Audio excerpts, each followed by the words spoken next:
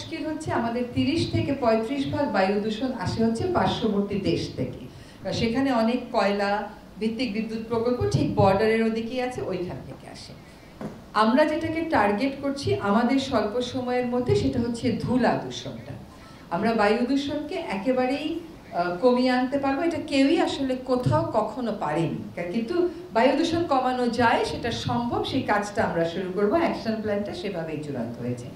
আমরা যেটা করবার চেষ্টা করব সেটা হচ্ছে ঢাকার আশেপাশের যে ইটভাটাগুলো থেকে বাতাসটা পুরো ঢাকাতে চলে আসে, সেই ইটভাটাগুলোর একটা ম্যাপ আমরা বাংলাদেশ নৌবাহিনীর সহায়তা নিয়ে করেছি। তারা এরিয়াল ভিউ দিয়ে ওটা আমাদেরকে প্রেজেন্ট করে দিয়েছে। আমরা চেষ্টা করব যে আগামী বছর এই ইটভাটাগুলো যাতে আর চালু থাকতে না পারে সেটা নিশ্চিত করতে।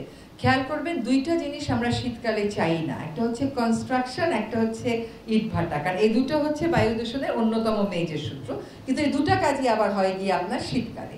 কাজে ঢাকার এই আশেপাশের এই আমিনবাজার, সাভার এবং ধামরাইতে এগুলোকে আমরা ব্রিকফিল্ড জোন ঘোষণা করার মোটামুটি একটা সিদ্ধান্ত নিয়েছি, বাকিটা আলাপ আলোচনার পরে। আরেকটা হচ্ছে ঢাকা দক্ষিণ সিটি কর্পোরেশন, ঢাকা উত্তর সিটি কর্পোরেশন থেকে কোথায় কোথায় তাদের ভাঙা রাস্তা আছে সেগুলোর একটা তালিকা আমরা প্রস্তুত করেছি, সেগুলো তারা নির্মাণ কাজ শুরু করে দিয়েছেন।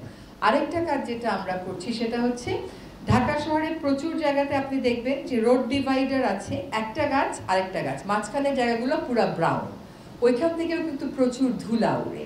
তো ওই ধুলাগুলো ঢেকে দেওয়ার জন্য নর্থ সিটি কর্পোরেশন এবং সাউথ সিটি কর্পোরেশনের থেকে আমরা পুরো বর্ণনা নিয়ে এসেছি কত কিলোমিটার আসলে আমাদেরকে সবুজে আচ্ছাদন করতে হবে।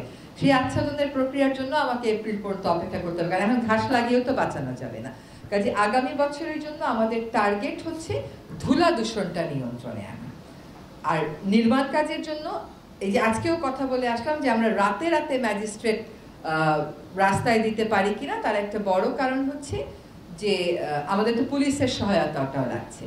ফলে বায়ু দূষণে যদি আমরা যে কাজগুলো আমরা হাতে নিয়েছি এগুলো থেকে শুরু করি এবং পরবর্তী সরকার এসে এই কাজগুলো সম্পাদন করতে থাকে, আশা করা যায় 3 থেকে 4 বছরের মধ্যে আর বায়ু দূষণের শীর্ষে আমরা থাকবো না। কিন্তু বায়ু দূষণটাকে নিয়ন্ত্রণে এনে উন্নত বায়ুতে যেতে আপনি দেখবেন চীনের মতন দেশকে ও মানে এটা সময় সাপেক্ষ ব্যাপার।